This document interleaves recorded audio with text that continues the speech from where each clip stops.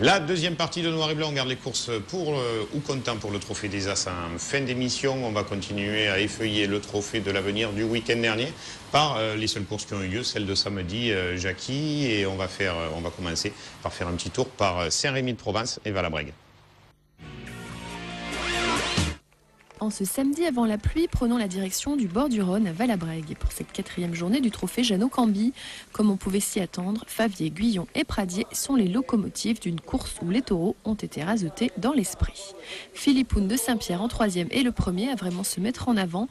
En 2 jolies séries, les pompons tombent. Avec les cornes toujours en avant, il se fait respecter et donne le change avec efficacité.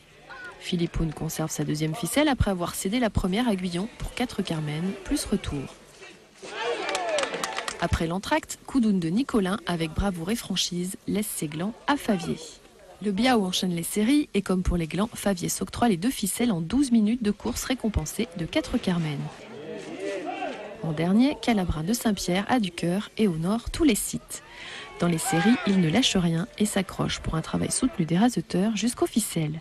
Favier est dans les cornes et Calabrin le poursuit au-delà des barrières. Pugnace, il réussit à sauver ses ficelles de quelques brins après avoir entendu 4 fois Carmen.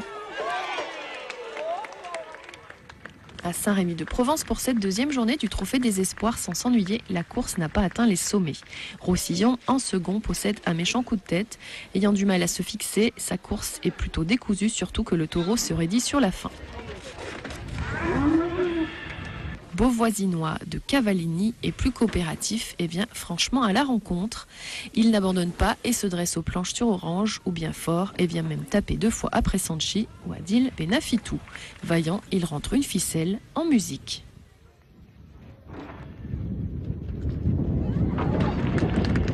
La seconde partie est un ton au-dessus et Dagobert de Lothier joue d'entrée une prestation très cocardière. Bien placé, il est attentif et sélectionne.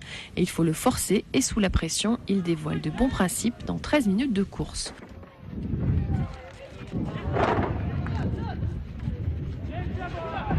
Renard du Brestalou a envie d'en découdre et se jette dans la bagarre d'entrée. Rapide comme souvent pour les taureaux du Brestalou, il se retourne aussi très vite dans les séries. Méritant et plaisant, il rentre ses ficelles en musique.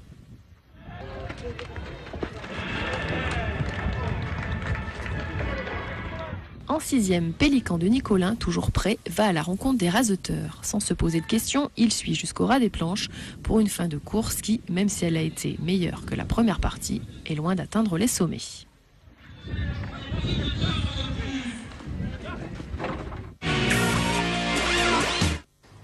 Merci à Alain Bérisy et Raymond Ferrière pour ces images et à la douce voix de Sarah Giraud et Marlène Laroche sur les 2 sujets qui viennent de passer. Une dernière course de ce samedi, on va commencer par celle-là, on va garder les meilleures pour la fin, c'est celle de Barbantane, Jackie. La seule qui était aux As, il y avait pourtant un plateau de qualité côté taureau.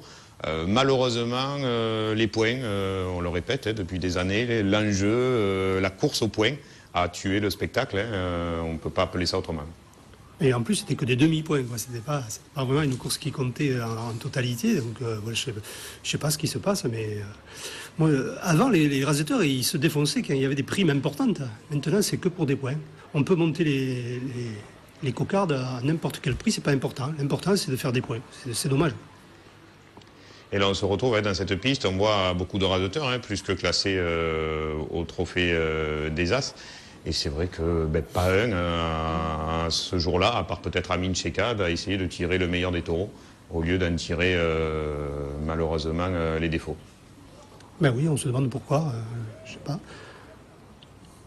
Et puis ce qui est surprenant, c'est que ça surprend personne. On voit des courses qui ne marchent pas, au trophée des As de moins en moins, et personne ne se réunit. Il y a une ambiguïté dans la course camarguaise, c'est que le public il recherche un peu la qualité et les récompenses pour le trophée des As, c'est l'efficacité. Donc il y a quelque chose, il faudra trouver une solution là-dessus dans l'avenir. Enfin, moi je pense que c'est le trophée taurin qui détient les clés de l'avenir de la course camarguaise. Et pas la fédération, contrairement à ce qu'on pense. On revoit ces taureaux, parce que c'est vrai que sur l'affiche, forcément, nous on avait fait le déplacement, merci à Christian Bérard qui était de la partie d'ailleurs, pour suivre cette course. On s'est dit qu'on allait se régaler, jusqu'à Gastaboy le dernier. On l'avait vu taureau de la semaine, il y a 3 semaines de cela dans les arènes du Grau-du-Roi. Là par contre, il a été massacré, c'est ce qu'on m'a dit. Je fais que répéter ce que j'ai entendu. Et ce taureau de la Vendée qui a tenu son rang dans la pression, dans la bourre, par beaucoup de vaillance, meilleur taureau de la journée. Oui, c'est un taureau qui a certainement résisté parce qu'ils ont dû beaucoup le raseter. Et comme disait Guillaume tout à l'heure, il me disait que c'est un taureau qui est vaillant, qui a tout donné sur la course. Un taureau qui anticipe un peu, dont on avait beaucoup parlé la saison dernière, puis qui s'était un peu éteint et puis là qui refait surface. Peut-être lui faut-il aussi beaucoup d'espace pour s'exprimer puisque c'est un taureau qui anticipe. Ce serait bien de le voir dans une grande piste. Et on vous disait, Gastaboy, le taureau de la manade Fanfone Guilherme dont nous avait parlé Christian Espelli il y a quelques semaines de cela. En 50 secondes, il n'y a plus un ruban sur la tête. Il prend une énorme série, comme c'est un taureau qui prend tout. Forcément, il est très brave. Heureusement, quelques rasés et quelques raseteurs ont essayé de le mettre en valeur. Mais voilà, quoi, il méritait mieux que ça, le taureau, je pense. Oui, parce qu'on l'avait vu au Grau-du-Roi faire une course extraordinaire. Et là, c'est dommage.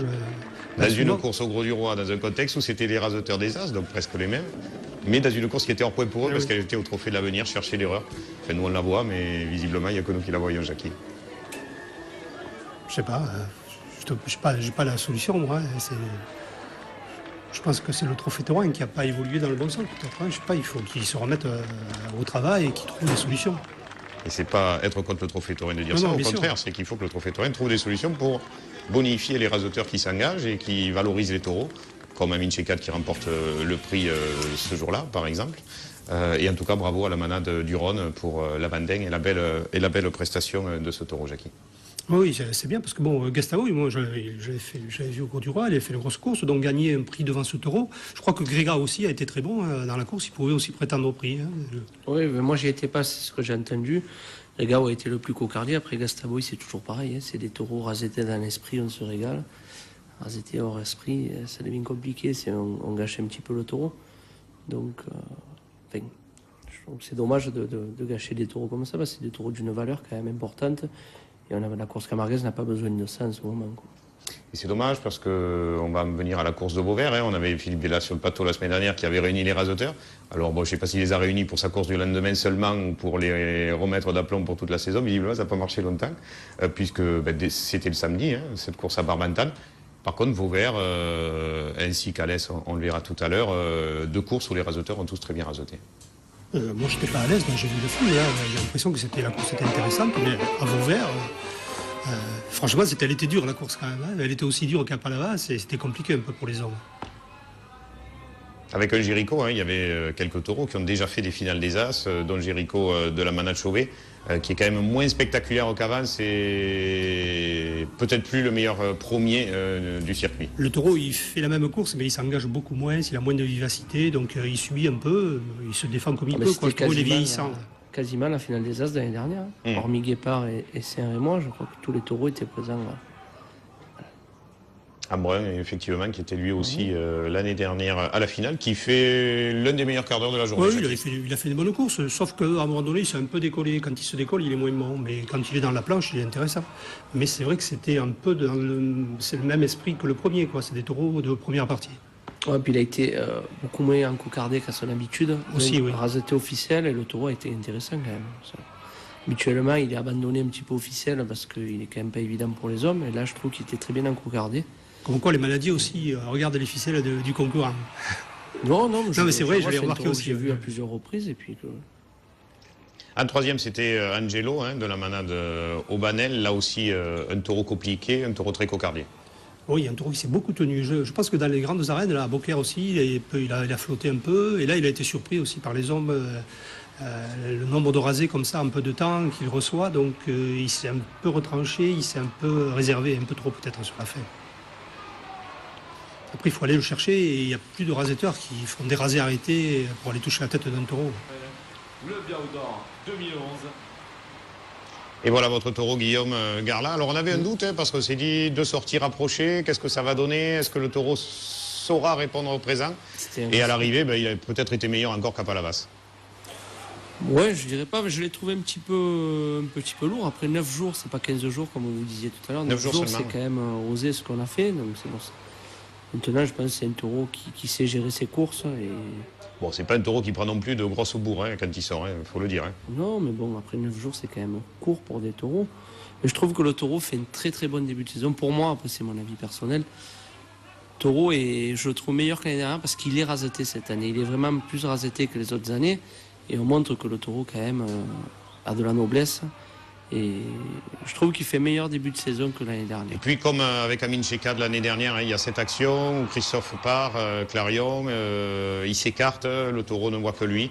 Et face à un tel tueur, une telle rapidité...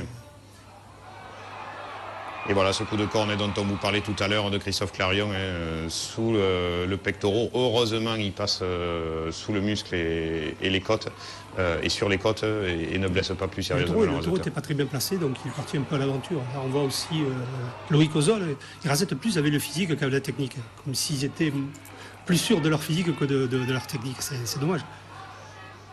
Et c'est vrai que sa course a changé à ce moment-là aussi, parce que chaque fois que le taureau accroche un raseteur, le taureau prend du moral et les raseteurs en perdent. Et le taureau, il avait commencé doucement, donc ça met les raseteurs en confiance. Et chaque fois qu'il commence comme ça, c'est là où il est le plus dangereux. Il a mis 2-3 minutes quand même à rentrer dans sa course. Et pendant 2-3 minutes, il a un petit peu flotté, mais il s'est vite repris après. Et après, ça monte en intensité. Les quittes les uns après les autres là sur ce rasé d'Anthony Heim qui était peut-être un petit peu quiché. Bastien Four qui vient de lui faire le kit. Et l'ovation une fois de plus pour sa rentrée au Tori. Oui, parce que le taureau, quand même, le fait qu'il attrape quelqu'un, ça crée de l'émotion et ça monte un peu le niveau de la course. Exactement comme l'année dernière à Lunel, qui avait eu l'accrochage avec Amine. Le taureau, après, je ne sais pas si vous vous rappelez, avait été difficile. Les 4-5 minutes de course qui restaient avaient été quasiment intouchables. Donc, Et là, c'est à tort de la manade d'Oma qu'on voit en image, pas forcément un cinquième, un taureau qui aura fait sa course. Un taureau qui est rentré avec beaucoup de vivacité, et puis après, une ficelle qui est restée un peu trop longtemps, et le taureau a subi un peu sur la fin de course. Et puis un taureau, contrairement à ce que disait Jean-Paul Durange, qui est un taureau barricadier, Valmont de la manade Lautier, et qui a apporté un petit peu de gaieté dans cette fin de course avant le dernier Valmont de Saint-Pierre. Qui devient plus dur, parce qu'au début, c'était un taureau qui était très mobile, qui ne tenait pas en place et tout. Et maintenant, il a compris que quand il se mettait un peu dans les barrières, il était moins raseté. Et c'est vrai que ça a créé un peu de difficultés. Les hommes, il y a beaucoup qui ont fait des rasés arrêtés dans les planches, parce qu'il va vite, et il est capable quand même d'accrocher un raseteur à la barrière. Et puis, dans cette bonne fin de course, un autre taureau spectaculaire, ce taureau donc Calenda ou de la manade de Saint-Pierre, des actions très grosses, avec Loïc Ozol qui est allé comme un palavage jusqu'au bout, qui aura rajouté du début à la fin, avec Adrien Poujol, les deux leaders. 5 ou 6 grosses minutes, et après, on s'est calmé à gauche, il venait un peu moins bien. Et Alexandre Glaise, qui a été obligé de passer la seconde là sur cette action, qui s'est fait très peur jusqu'au bout. Et le taureau qui n'a rien lâché pour venir essayer d'attraper. C'est dommage qu'il faisait très froid et on voit que les gens ont déserté un peu l'arène. Oui, un petit peu comme à Alès d'ailleurs. La pluie s'est abattue sur le dernier taureau, voire sur l'avant-dernier taureau. Oui, parce qu'il y avait des gens qui étaient venus en chemise carrément là et ils n'ont pas pu résister. Ils ont été obligés de partir à la fin. Même c'est pas votre cas, Jackie. J'ai vu que vous aviez une très belle écharpe. Moi, je m'étais habillé, j'avais prévu. Donc c'est l'une des deux courses que vous retrouverez en intégrale, celle-ci et la course d'Alès. Les deux pour un résultat quand même intéressant. Celle-ci peut-être un petit peu plus dure, un petit peu plus cocardière que celle d'Alès qui a été un petit peu plus brillante et joyeuse tout au long de l'après-midi. Et puis on en a profité aussi dans cette arène de Vauvert, dans ce village célèbre aujourd'hui parce que un entraîneur champion de France a été consacré il y a pas plus tard qu'hier soir pour le trophée soulevé place de la Comédie. On y était avec TV Sud et j'espère que vous étiez aussi devant votre télé. René Girard qui était dans les arènes donc jeudi dernier, jeudi de l'Ascension, qui manque rarement cette journée et qui est un aficionat de course camarguaise et de bouvines. On a profité de lui demander ses impressions sur les gradins. René, autant foot qu'aficionat. Moi, je crois que quand on est ici, dans la soupière, on y est complètement. On est à deux doigts de. C'est comme un coup. Je crois qu'on peut pas. On a des amis avec qui on joue au ballon, qui ont raseté, d'autres ont joué. Donc, non, on y est trempé complètement dedans. Puis on est à deux portes de la petite Camargue. Là, c'est vraiment des coins superbes. Ah oui, c'est une culture que nous avons. Elle passe peut-être avant le foot. Oh ben oui, il n'y a qu'à voir comment ça se passe. Il n'y a qu'à mettre des taureaux dans l'arène pour que les arènes soient pleines. C'est extraordinaire. Non, je crois que il n'y a que chez nous que ça existe. Hein. C'est vraiment une bande très, très limitée où ça existe. Et vous savez, je suis parti quelques années à Bordeaux, Paris, tout ça, et c'est certainement la chose qui m'a le plus manqué. Ouais. Sûr, ça a dû te manquer. Enfin, il y avait autre chose sur Magne. Il y avait d'autres choses. À Bordeaux, c'était des titres de champion. Tu me diras, tu les as à Montpellier. Hein. Enfin, pas encore, mais. Pas encore, non. Mais le tennis, quand même. Hein. Ouais, non, mais bon, c'est vrai qu'on fait ce métier pour. À un moment donné, si on veut grandir un petit peu, on est obligé de partir, mais j'ai jamais coupé les ponts complètement avec la région. Je suis toujours revenu, au moins pour le mois d'août, pour la fête. Ouais. Au moins pour le mois d'août, ouais.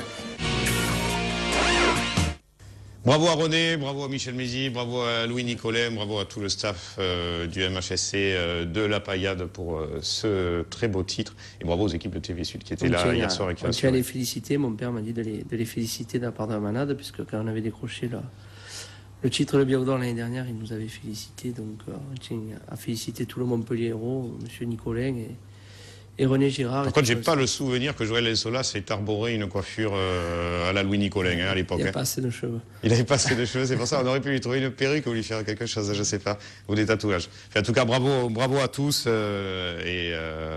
tant mieux pour le Languedoc-Roussillon et le sport en Languedoc-Roussillon et au niveau olympique aussi, sans les oublier, qui remontent en D2 et puis on espère qui ne vont pas s'arrêter là et qui vont continuer à vivre de belles saisons. La fin d'émission, ce sera la très bonne course de la Feria d'Alès, le taureau de la semaine. Le top 5 et le calendrier du week-end à venir, ce sera tout de suite après ça.